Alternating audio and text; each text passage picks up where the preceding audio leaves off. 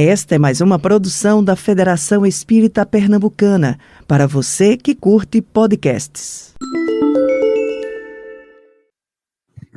Queridos amigos do Ideal Espírita, caríssimos irmãos outros que aqui se encontram e que eventualmente optam por compreender a verdade sob a ótica de outras bandeiras, sejam elas científicas, filosóficas ou religiosas, bravíssimos trabalhadores, voluntários, frequentadores que nos acompanham através das redes sociais da Federação Espírita Pernambucana, que a serena e permanente paz do Mestre Jesus aqueça inicialmente os nossos corações, que aqui é um símbolo de sentimento, para que nós possamos aprimorar os nossos atos e que esta mesma paz, não a paz do mundo, a paz que o Cristo nos legou e que João, evangelista, teve a sensibilidade de registrar no seu evangelho, no capítulo 14, versículo 27,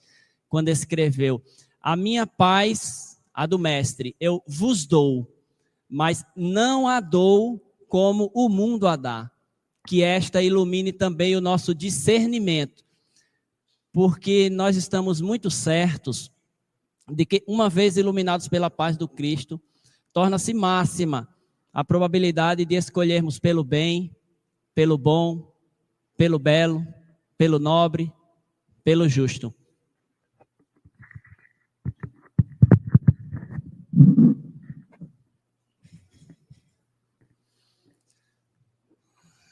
A humanidade ressente-se de uma carência ou de variadas carências, dentre as quais qualquer sociólogo atento poderia enumerar a escassez do pão que sustenta o corpo, a escassez de segurança que nos faculte a possibilidade de andarmos e de convivermos ao lado dos companheiros do dia a dia, de profissão.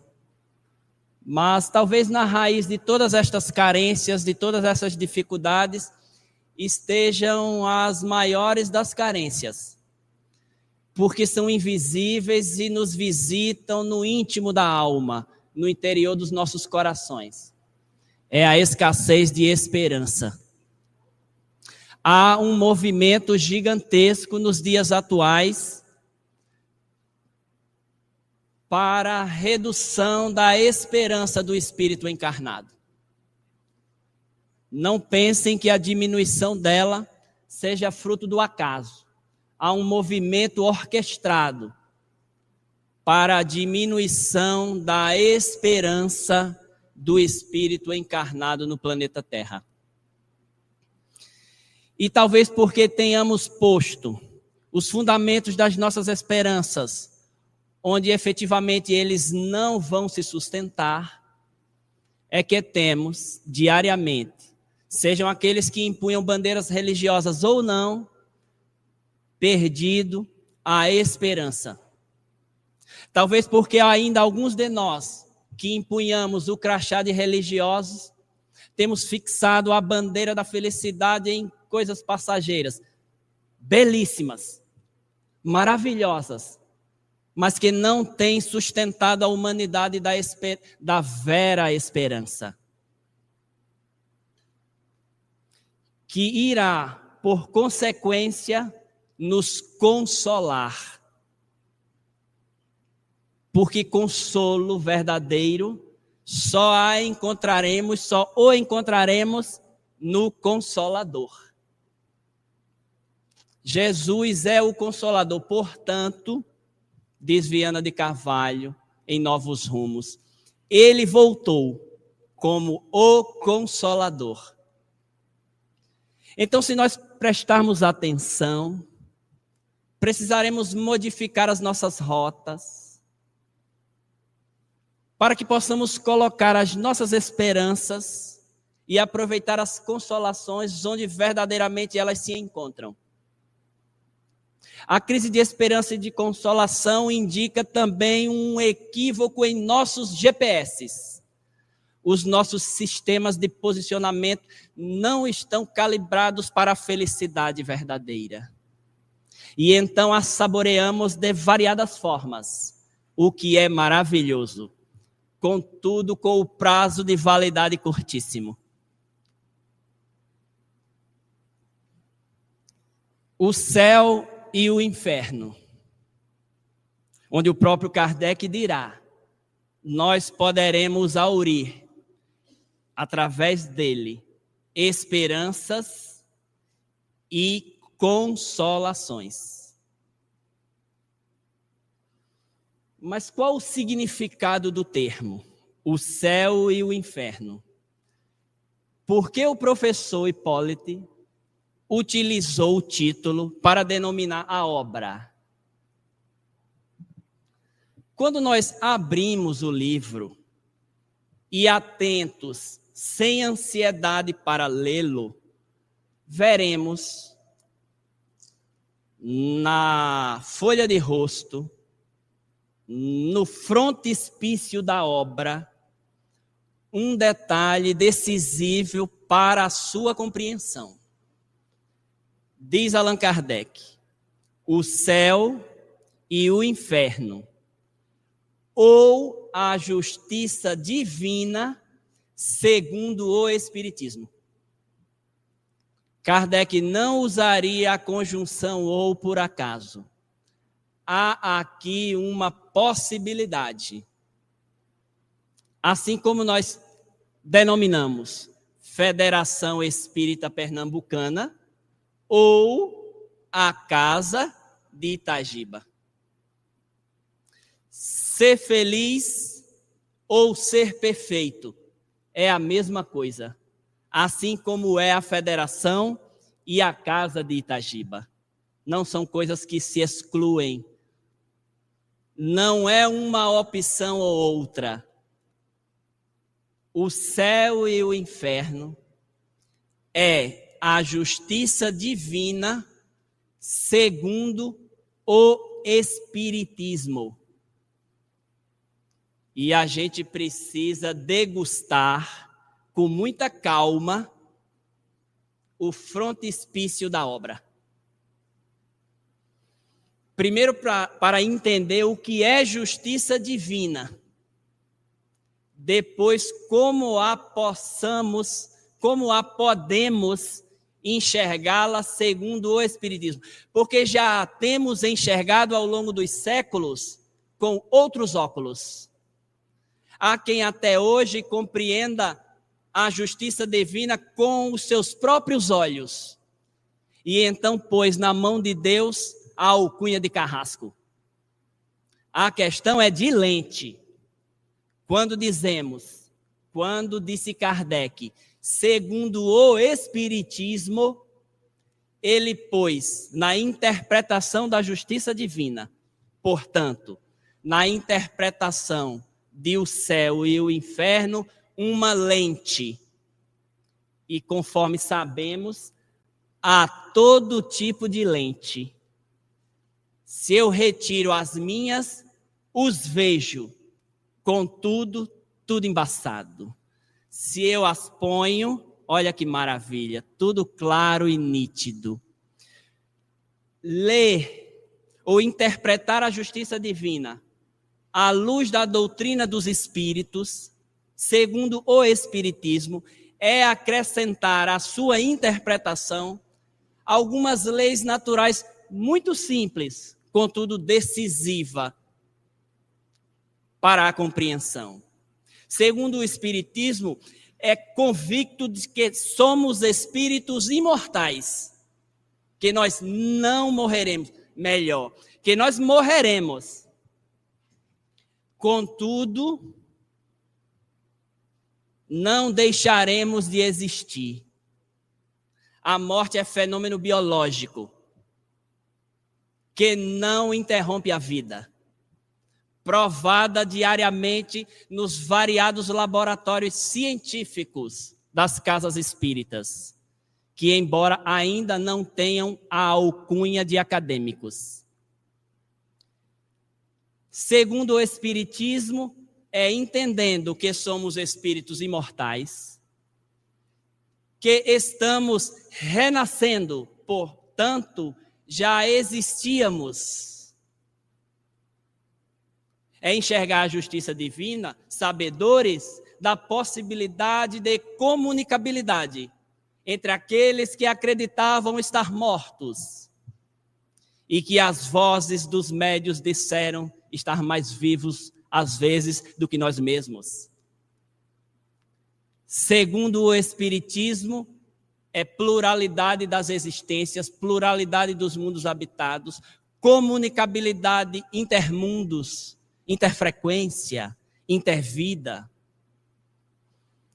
Percebe que amplia a possibilidade de interpretação da justiça divina,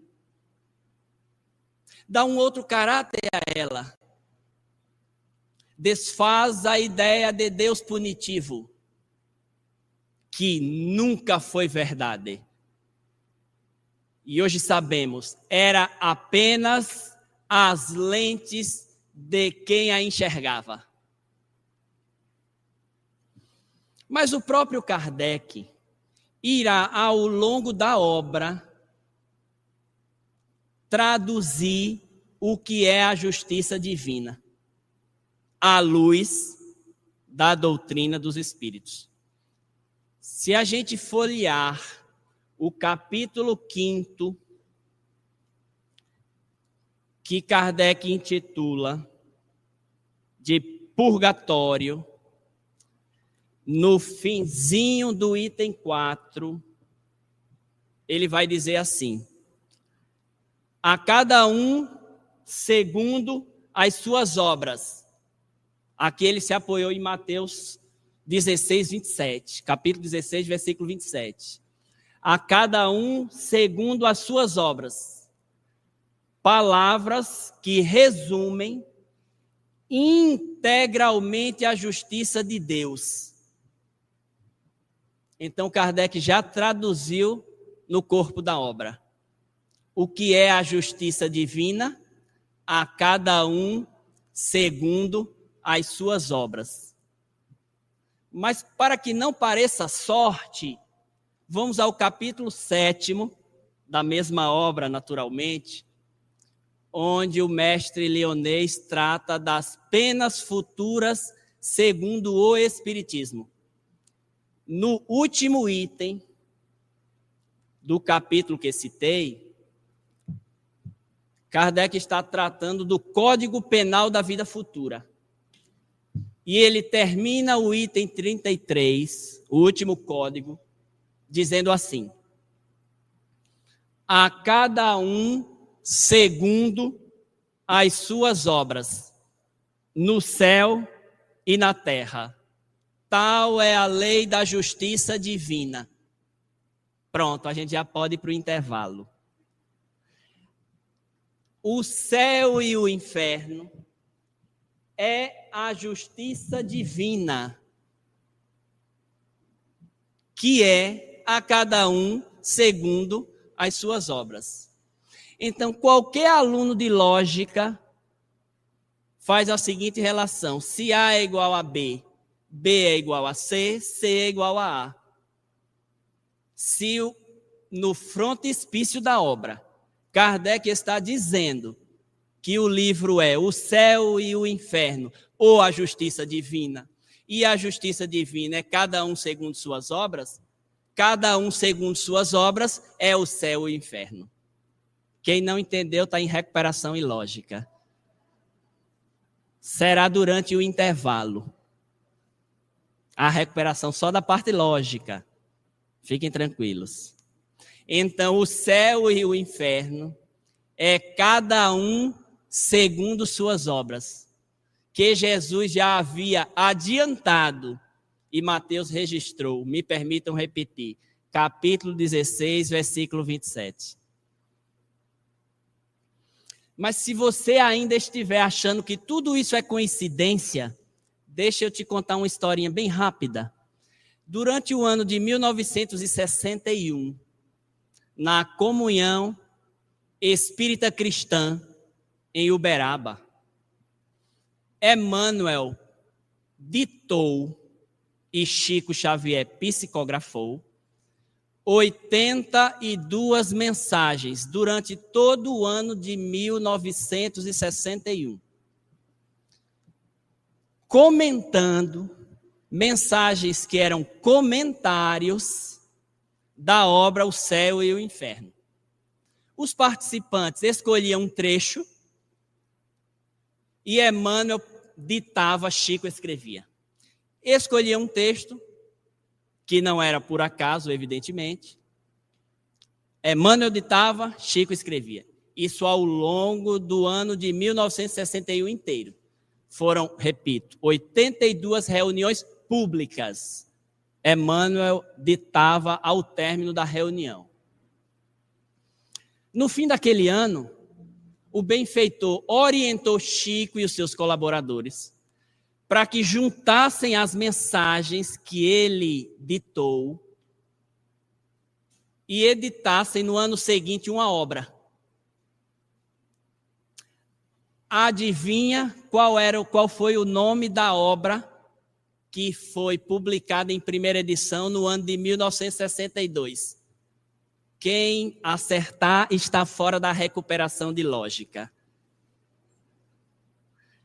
A Justiça Divina. A gente é que é inocente, que acha que as coisas são coincidências, não é? Emmanuel dita 82 mensagens comentando o céu e o inferno. E depois orienta Chico a colocar o nome do título de Justiça Divina. Por que será? Porque a justiça divina é o céu e o inferno.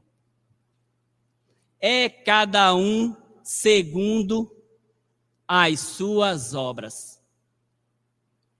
O que para espíritos juvenis como nós, talvez nos cause até medo. Mas não esqueçamos, e trataremos disso ao longo da conversa.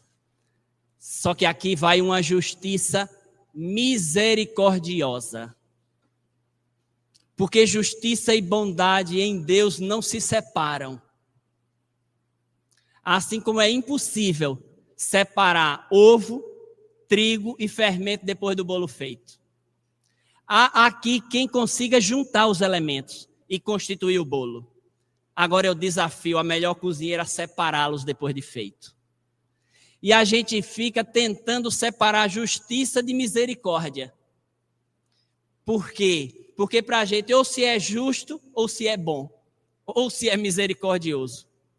Deus reúne todas estas perfeições em si.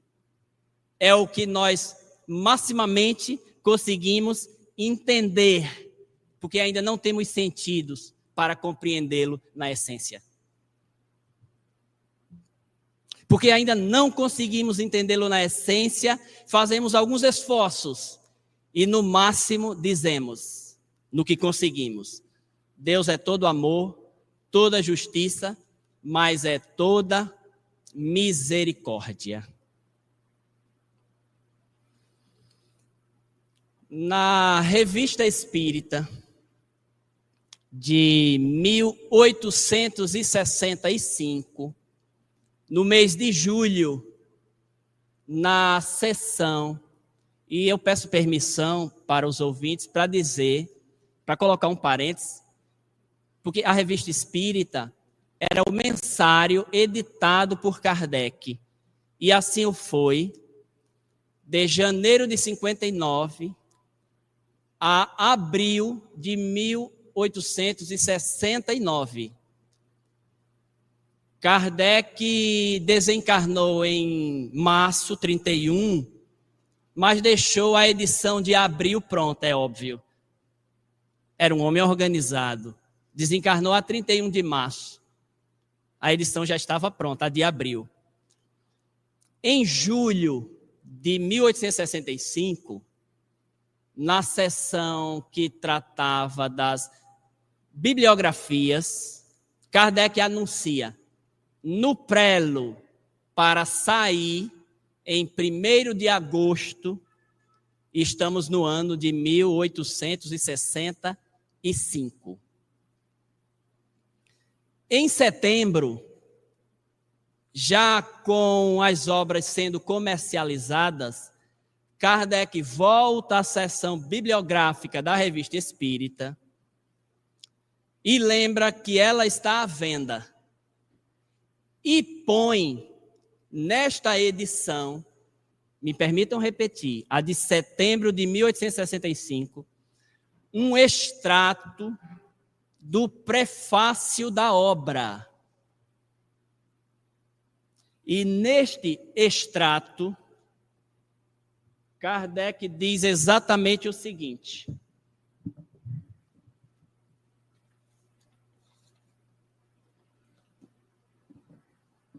o título da obra indica claramente seu objetivo. Agora ele está preocupado em dizer qual o objetivo. Nela reunimos todos os elementos destinados a esclarecer o homem quanto ao seu destino. Espírito grande não precisa falar muito. Espírito mais ou menos, seminário tem que ser de 1h30. Inclusive chegou um aviso que eu queria adiantar com vocês. O próximo intervalo será às 13h30. Brincadeira, é óbvio.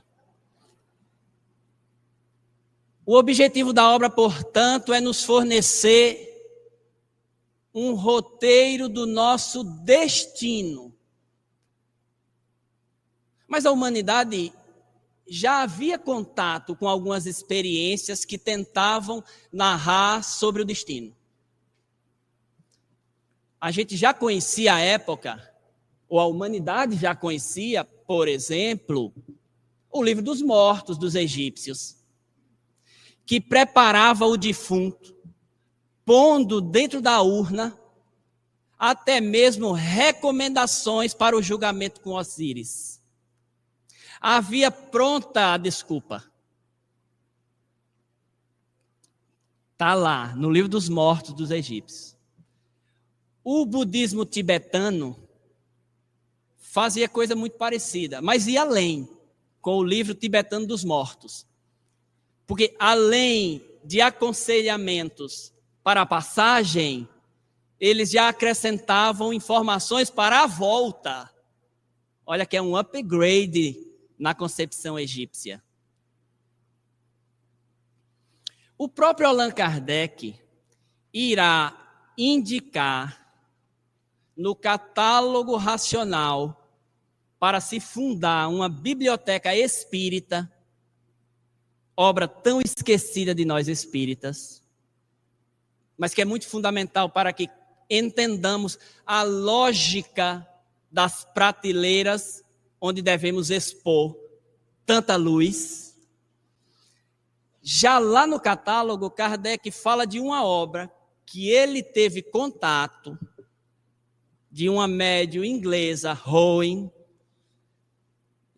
Kardec vai ter contato com essa obra na sua 5ª edição, que foi uma tradução holandesa, que era A Amizade Após a Morte.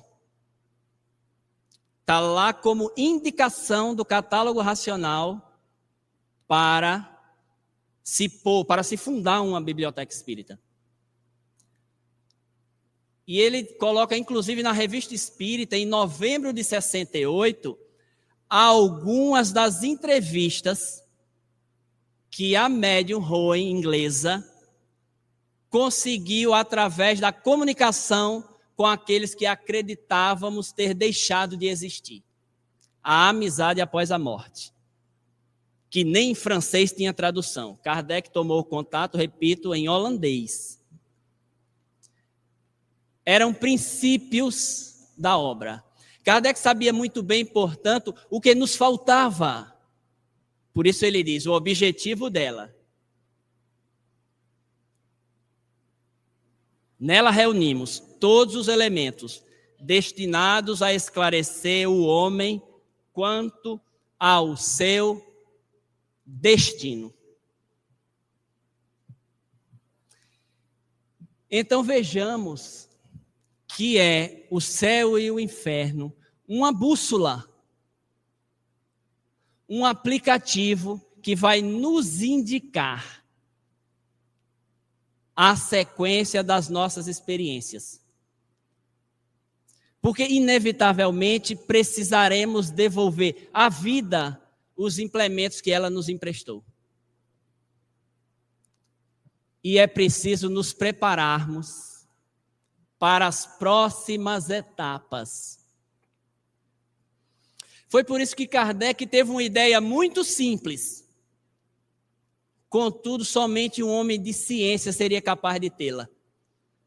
Se ao invés de formular teorias sobre a passagem, se ao invés de construir concepções a respeito da vida e da consequência da morte, façamos igual a Matthew Rowe inglesa. Perguntemos a quem já foi. Não é uma ideia simplória? Ancorada numa lei da natureza. Quem foi não deixou de existir, pode continuar se comunicando com quem ficou.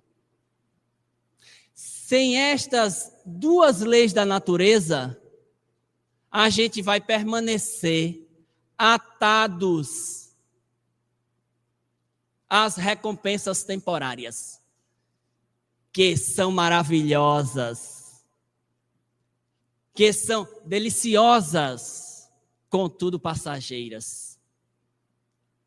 Como tudo que é nosso implemento.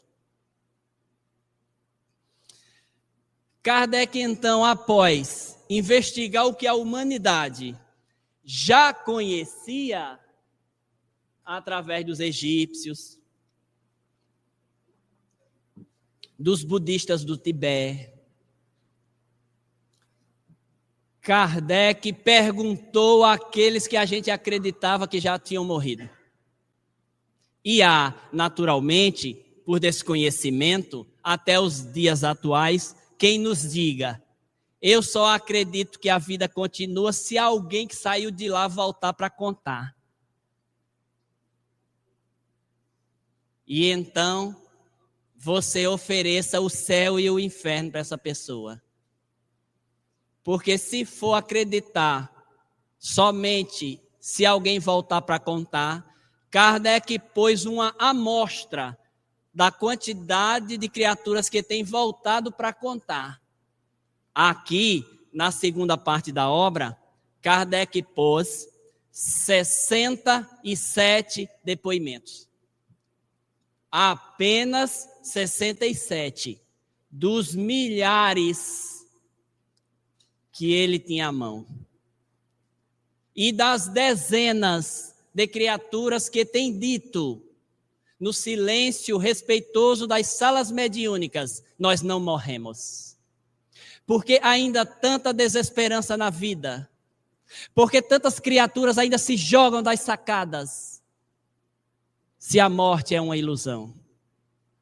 Se a morte é a maior ilusão dos sentidos para o espírito encarnado. Por que a desesperança, meu irmão? Por que a falta de consolo? Nós estamos juntos. Não há diferença. As dores são comuns a todos que aqui se encontram. Ela é processo natural de quem precisa para evoluir e experienciar. A experiência foi o método escolhido por Deus para que nós possamos evoluir. E em experienciando, nós acertamos e erramos.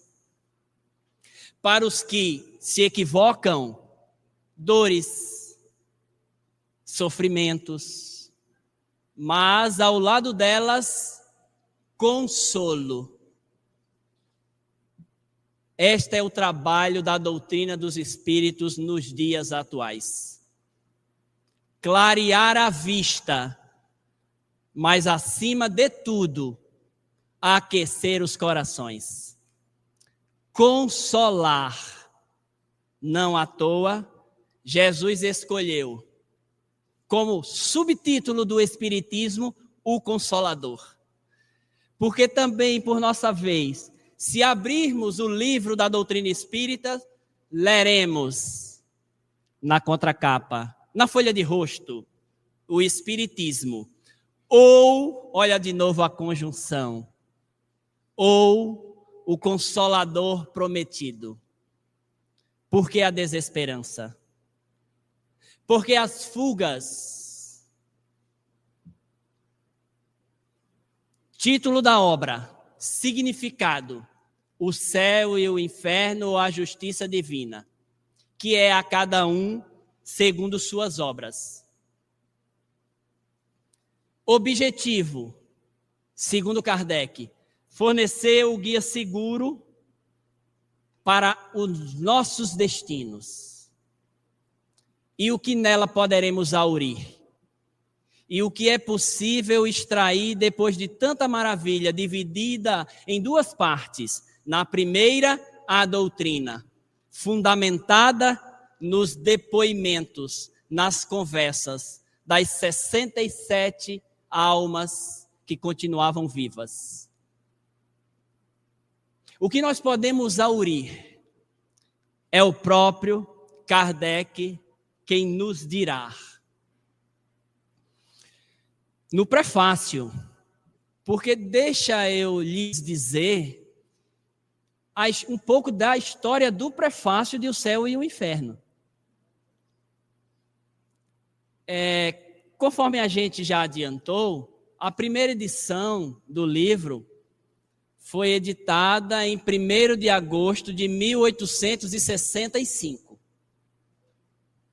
Pois bem, em 1868, Kardec ainda estava encarnado, foi editada a segunda edição. No finalzinho de 68, início de 69, veio a lume a terceira edição. Durante o ano de 1869, Kardec irá desencarnar, sabemos, já no início, em março. Mas ele deixou prontinho a quarta edição, a quarta edição de O Céu e o Inferno. Revista, revisada, ampliada e concluída.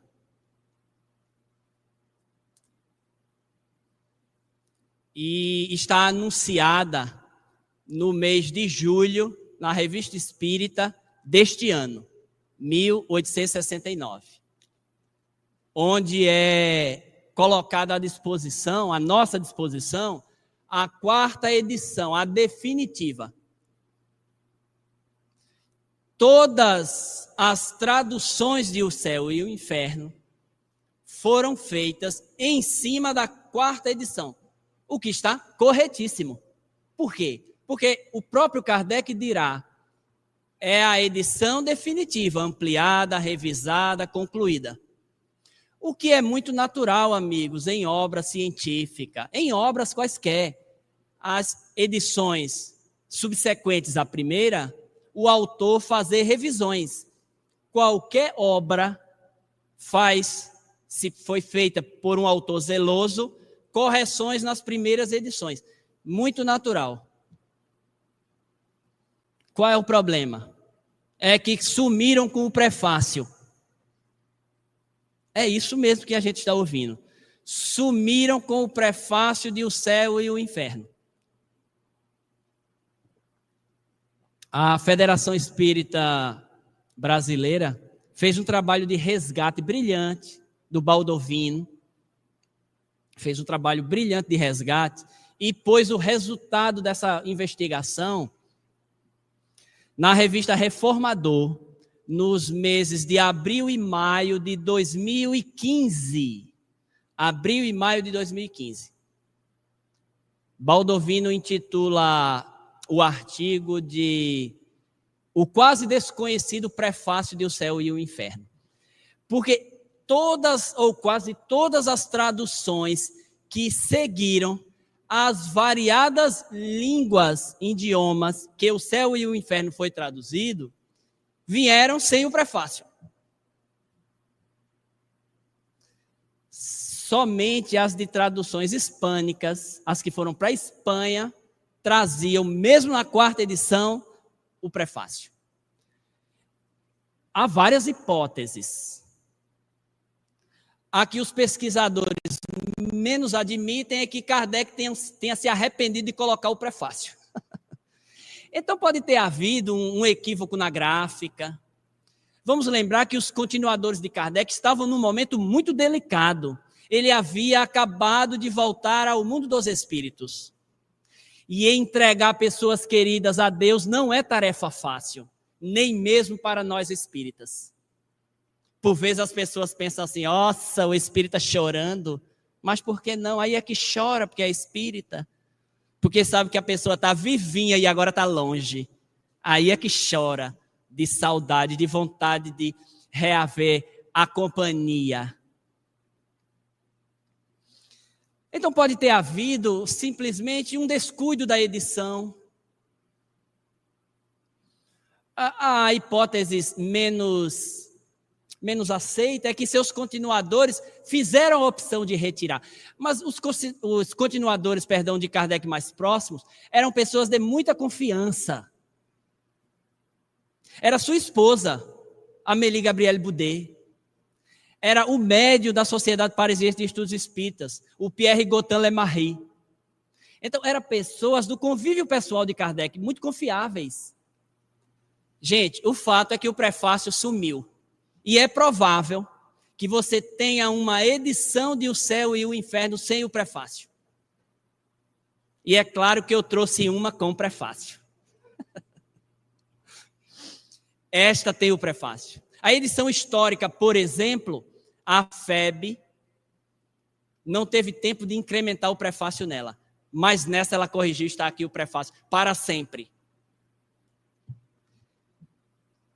E vejamos a grandeza posta por Allan Kardec em O Prefácio de O Céu e o Inferno. Porque foi exatamente de lá onde Kardec vai indicar o que nós podemos aurir ao ler estas páginas. E não será coincidência, é do prefácio onde nós tiramos o tema da Mostra Espírita 2025. Vamos ler juntos, só o trechinho.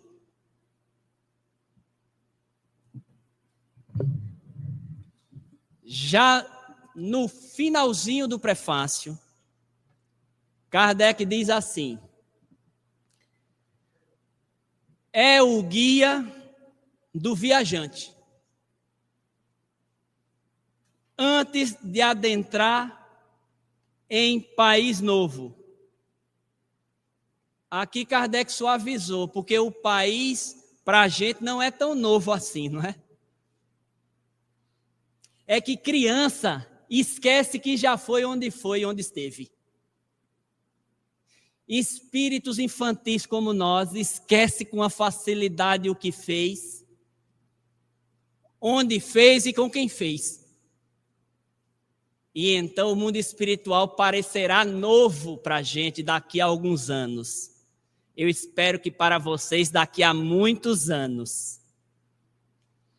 É o guia do viajante antes de adentrar em país novo. Aí, a vida de além-túmulo se desdobra em todos os seus aspectos, como um vasto panorama, de modo que todos poderão aurir neste livro. Olha, se a FEB, se a Federação Espírita Brasileira não tivesse resgatado o prefácio da obra, olha o que o senhor Allan Kardec dirá agora. Aí, neste livro, poderemos aurir novos motivos de esperança e de consolação. Novos motivos de esperança e de consolação. E novas bases para o fortalecimento da fé no futuro e na justiça de Deus. Quem quer esperança? Quem quer novas bases para a esperança? Porque a esperança de ser felizes, todos nós estamos em busca. Neste momento, para a tristeza de todos nós, para a tristeza da humanidade e a criaturas que se lançam ao uso dos narcóticos, que se entregam ao alcoolismo. Mas o que eles estão em busca? De felicidade, de esperança. Talvez o que lhes faltem seja uma nova base, um novo motivo, como diz Kardec. Nós precisamos de um novo emulador de esperanças. O que até hoje temos utilizado talvez não tenha feito efeito ainda. E talvez nunca fará. Ou talvez seja apenas para passivar. Nós já sabemos, nunca fez, nunca fará. Permanecemos diariamente como náufragos, a solver água salgada e esperando saciar a sede que nunca vem, esperando saciar a fome que nunca chega. Talvez seja exatamente por nos faltar estes novos motivos para a esperança, para a consolação que tem faltado. Mas é ouvindo as criaturas que aqui deixaram seus testemunhos. Porque Kardec esteve, por todos os momentos, preocupado. Primeiramente, em entender o processo da passagem, que a todos nós causa ainda muito pavor, o que é natural. Ainda nós morremos e renascemos pouquíssimas vezes. E aqui eu não estou apassivando, é matemática. Segundo o Espírito André Luiz dirá no capítulo 3º da obra Evolução em Dois Mundos, nós só temos 200 mil anos de razão. Ou seja, de 200 mil anos para trás, a gente nasceu e renasceu, mas não sabe que nasceu e renasceu, porque a gente nem sabia que existia. Porque, segundo André Luiz, a gente levou 1,5 bilhão de anos para que a nossa consciência despertasse. E que a natureza nos desse um presente, o direito de fazer escolhas. Foi um presente pelos esforços, que, claro, sempre foram secundados pelas potências divinas, pelos nossos irmãos mais velhos, é claro, que até hoje colaboram conosco, sem os quais nada disso aconteceria. 200 mil anos. Enquanto a gente conversa, Osgley vai fazer uma conta. Quantos anos você leva para ter coragem de reencarnar? 100, 200. Porque reencarnar é passar pelo menos 5, 6 anos na inconsciência do renascimento. As primeiras fases da vida, a gente parece pássaro. Do braço da mãe para o braço do pai, do braço do pai para o braço da madrinha, do braço da madrinha para o braço da avó. Já pensou se um desses braços cochilar? Se a gente precisar de 100 anos para ter coragem de voltar, a gente teria aí 100 anos encarnado, eu estou sendo caridoso. É o meu dever. 100 anos para voltar já deu 200. Então a gente levaria pelo menos 200 anos para voltar à Federação Espírita Pernambucana de novo. Não perde essa chance. Larga teus rancores, teus dissabores. Abandona teus medos, tuas incertezas. A vida nos dará outras oportunidades. Mas a gente não precisa adiá-las para daqui a 200 anos. Se a gente dividir 200 mil anos por 200 anos, a calculadora de Osgley parou. Então vocês têm um pouquinho de paciência, que ele está fazendo a conta. Vocês sabem, esses aplicativos de celular moderno, quando a gente precisa, ele falha. E talvez nem caibam tantos zeros. 200 mil anos de razão por 200 anos em cada reencarnação. É óbvio que eu estou fazendo uma média muito grosseira, longe de ser absoluta. A gente já nasceu e renasceu diversas vezes. E hoje temos à mão o céu e o inferno, para que possamos nele, diz Kardec, aurir novos motivos para a esperança e consolação. Porque o que temos utilizado até hoje foram importantíssimos, pois nos trouxeram até aqui. O teu egoísmo, a minha vaidade, o nosso orgulho nos trouxe até aqui. Porque se a leoa não fosse egoísta, ela voltava para casa sem comida para os filhotes. Você já imaginou uma leoa caridosa? Então ela pega uma zebra, um pedaço de uma zebra delicioso, fresquinho, e vai voltando para casa para os filhotes. Aí chega no caminho, coitada, ela enxerga um veado, ela enxerga um outro animal com fome. Aí ela diz, coitada, eu vou dar um pedaço dessa zebra para o bichinho alimentar-se. E a leoa, de tão caridosa, chega em casa com as mãos abanando. O egoísmo nos trouxe até aqui. Ele sustentou as nossas experiências transatas. Ele nos fez homem. Mas eu preciso dar uma notícia a vocês. Talvez seja exatamente somente para isso que eu vim aqui. Ele não nos levará para adiante. Ele não nos levará para os próximos passos. Por isso tem faltado tanta esperança e consolação na humanidade. É porque talvez, como se leoas ainda fôssemos, continuamos a saborear carnes de zebras, que são maravilhosas. Nossa, e fresquinha então. Mas não nos levará adiante. É preciso, portanto, novos motivos, nova base para fundamentar a nossa fé.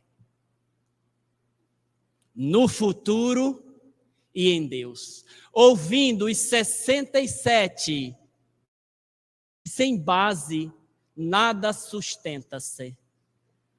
E fundaremos uma nova base para que tenhamos nova fé. Porque agora a fé precisa mais do que a crença. A doutrina espírita inaugura uma nova fé. A fé que continua acreditando, por impossibilidade de tudo compreender. Nós ainda não conseguimos abarcar a natureza em quase absolutamente nada. E então continuamos a crer. Mas a doutrina espírita dará um upgrade na tua fé. Uma atualização de aplicativo. Tu sabe, às vezes, quando o aplicativo não está funcionando bem, você olha para a planilha e diz assim, não estou vendo nada da programação da aula. Calma. Vai na loja e atualiza teu aplicativo. Ah, consegui, graças a Deus. A fé foi atualizada. Agora, ela é raciocinada. Que não substitui a crença, amplia.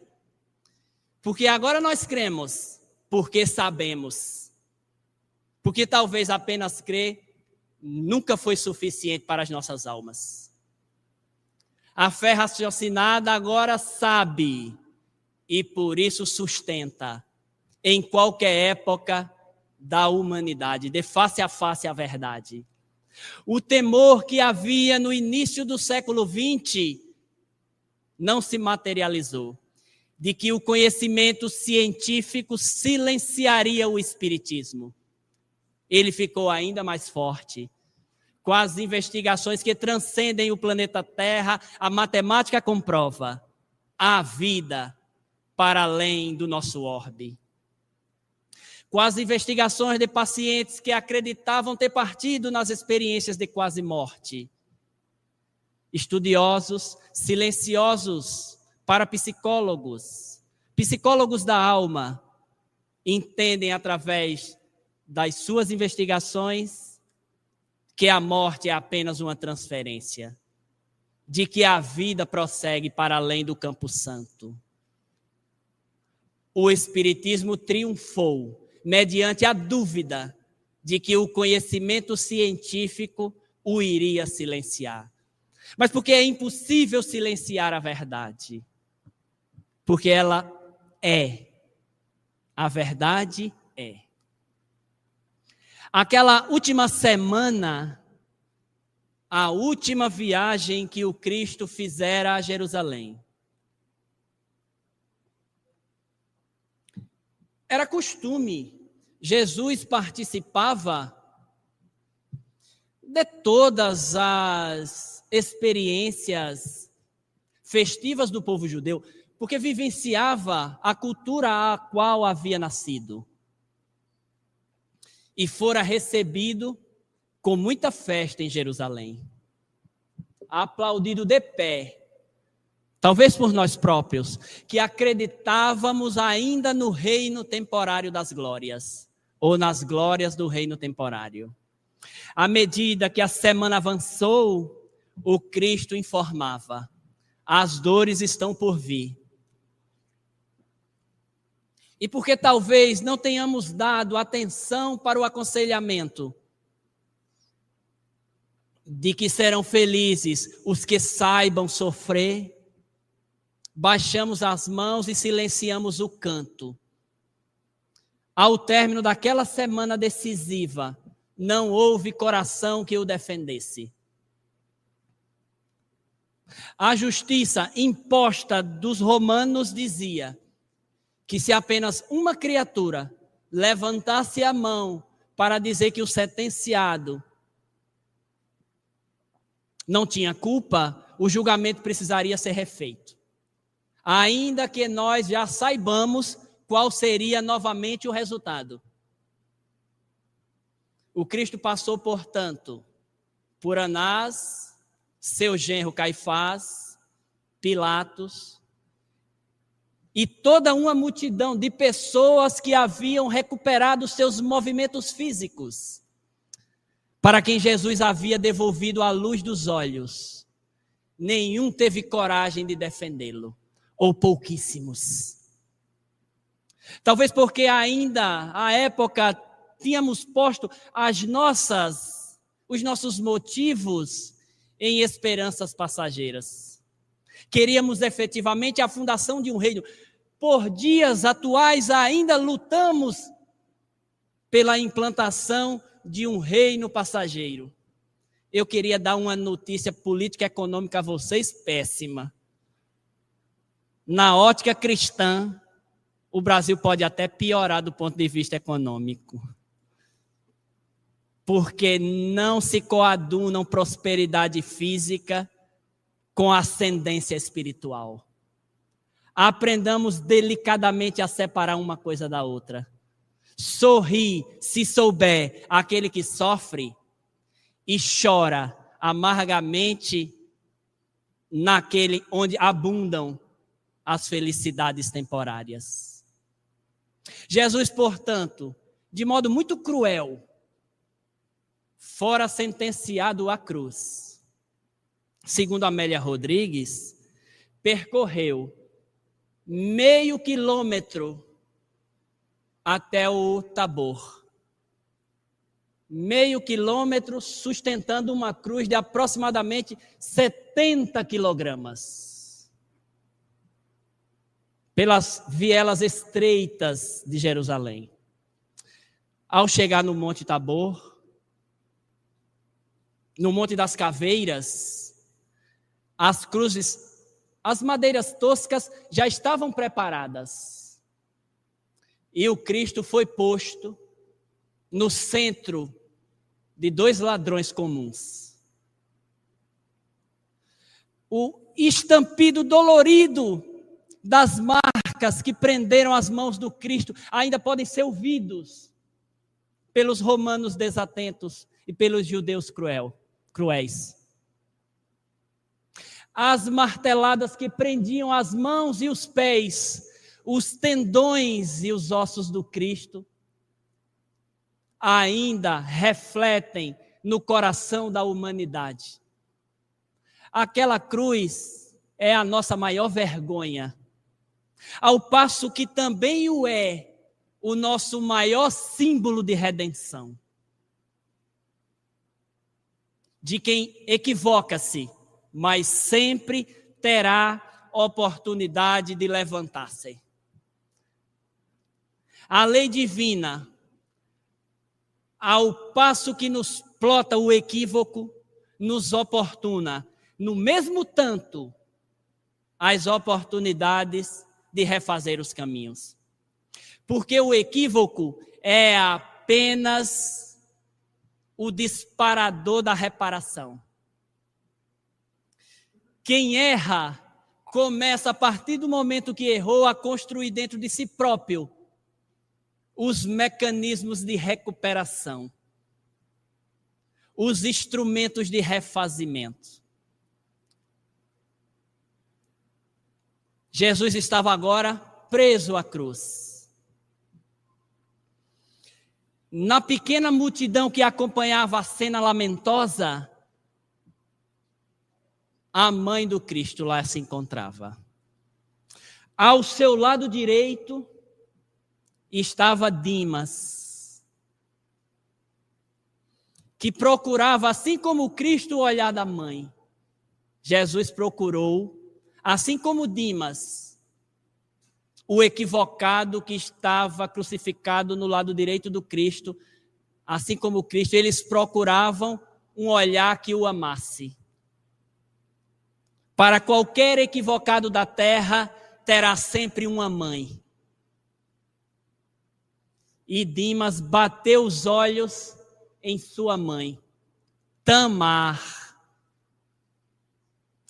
E lembrou-se da sua infância e da sua juventude de equívocos.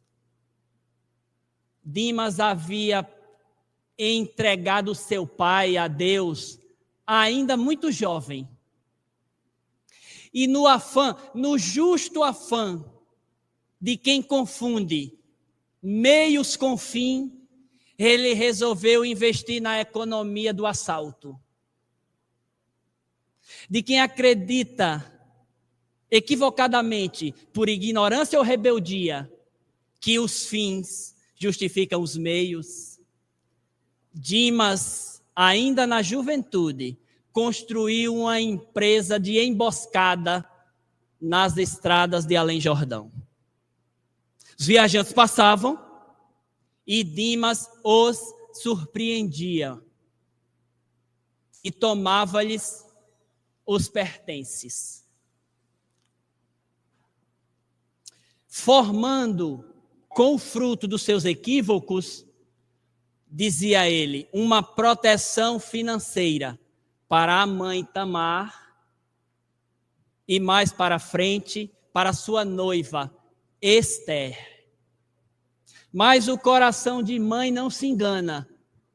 Ele às vezes engana, mas não se engana. E o de pai também, tá? É bom registrar. Os corações dos responsáveis que amam não se enganam. Porque quem ama não abandona. Porque quem ama não depende do ser amado. O coração de Tamar não se enganava. Por isso, embora não soubesse dos detalhes, pedia a Dimas que abandonasse a vida de equívocos.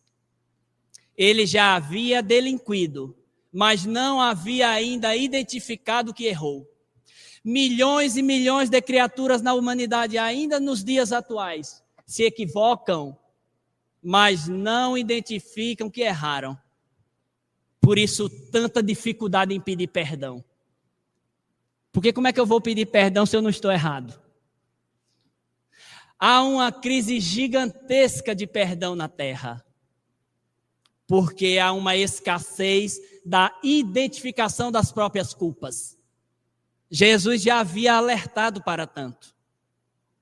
Ao equívoco, deve-se o mais imediatamente possível seguir-se o pedido de perdão. Porque o intervalo que medeia este processo será utilizado pela providência para nos amar através dos processos expiatórios. A expiação é o amor de Deus materializado nas tuas lágrimas. O coração de mãe pedia, portanto, abandona o caminho, filho. A vida será o que Deus guardar para nós. Ele pensava na mãe, na partida do pai. Quem não gostaria de oferecer à própria família equilíbrio financeiro? Liberdade financeira, que significa ficar ganhando sem trabalhar. Cuidado com ela. Há milhares e milhares de vídeos com milhares e milhares de visualização que nos convidam à liberdade financeira. Entendam, com respeito, ganhe sem o esforço do trabalho. Mas Dimas prometeu à mãe e à noiva: esta será a minha última viagem. Combinou com o seu amigo comparsa de equívoco, Giestas. E partiram para o que ele acreditava ser a última viagem. Mas as autoridades policiais de Roma já o espreitavam. Ele já estava sendo investigado e fora naquela tarde emboscado. Eu preciso te dar mais uma notícia. Essa eu não sabia que daria. A providência divina também nos embosca. É natural que o momento do flagrante nos seja identificado como momentos dolorosos. É o amor de Deus. Aquela emboscada das autoridades policiais de Roma era mais do que uma ação policial da segurança temporária. Era a oportunidade que Deus lhe oferecera para que expiasse e se arrependesse. Porque se a gente prestar atenção direitinho na dor, ela catalisa o processo de recuperação, nos fazendo arrepender-se o mais rápido possível. É um verdadeiro catalisador do processo evolutivo. Dimas fora, portanto, aprisionado, e para que a sentença ao Cristo fosse ainda mais validada, Dimas foi posto ao seu lado direito de Jesus, com outro equivocado do lado esquerdo. Naquele momento em que fixara ao olhar da sua mãe, Tamar, Dimas quis gritar. Ele mostrou ares de enlouquecimento.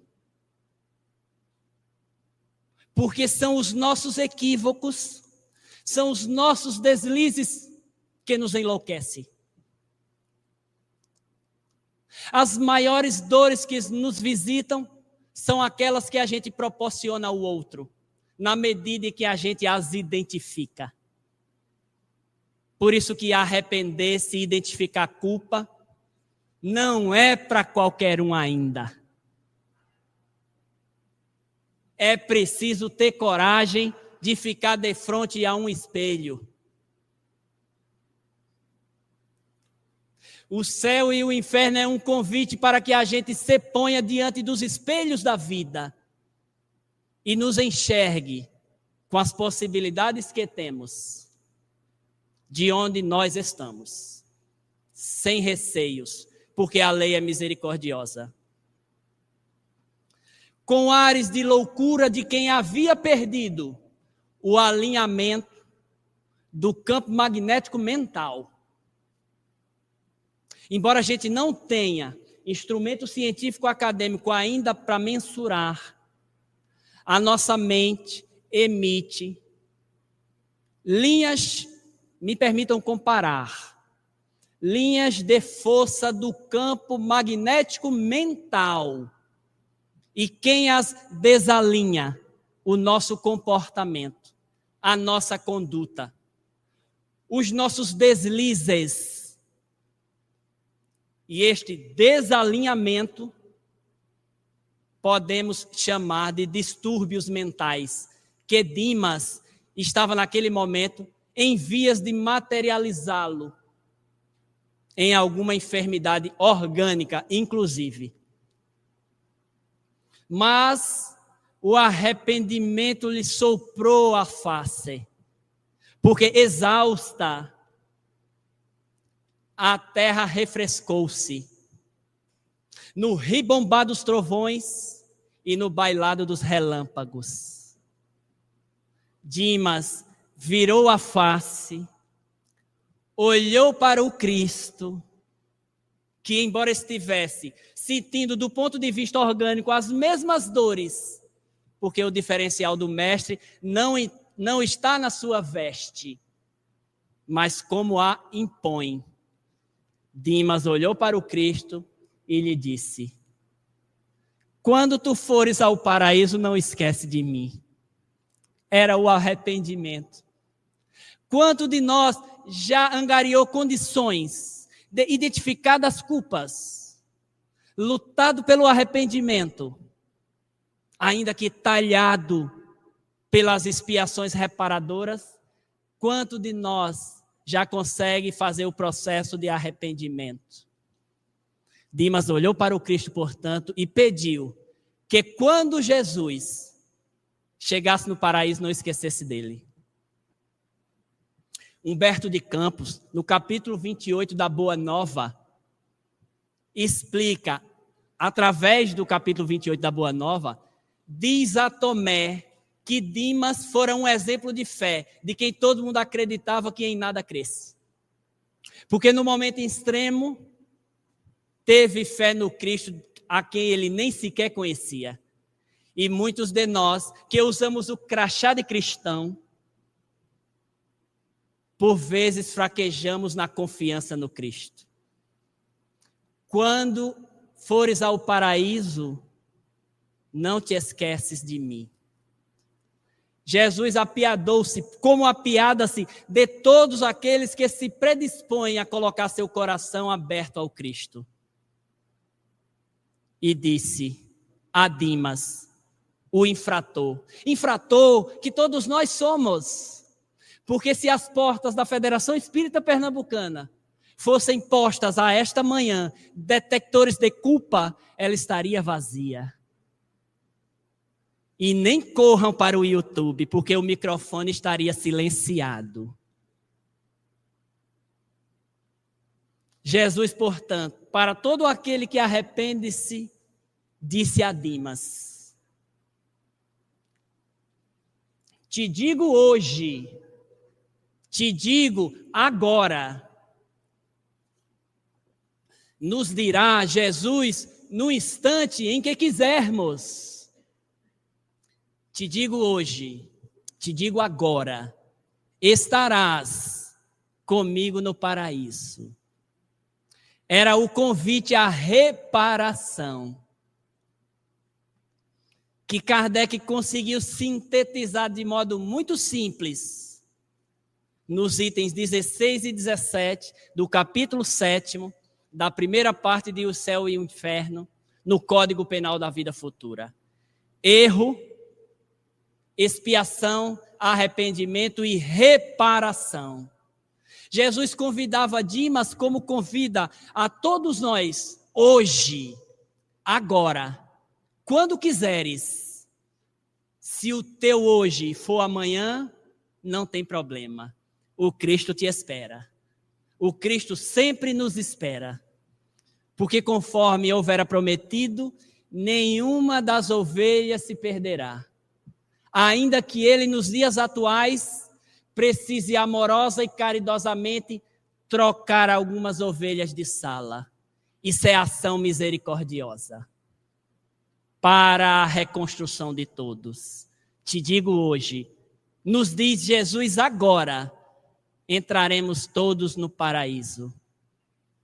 Teremos todos a oportunidade de nos refazer, porque o último passo do processo de redenção do homem, espírito em processo evolutivo, é a reparação. É devolver à vida aquilo que a gente tirou dela.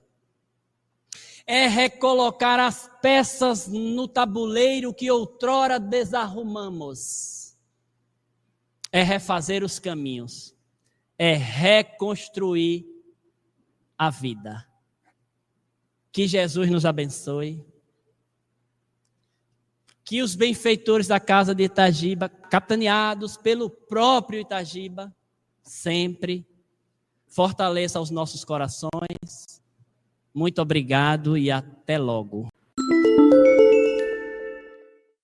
Você ouviu o podcast da Federação Espírita Pernambucana.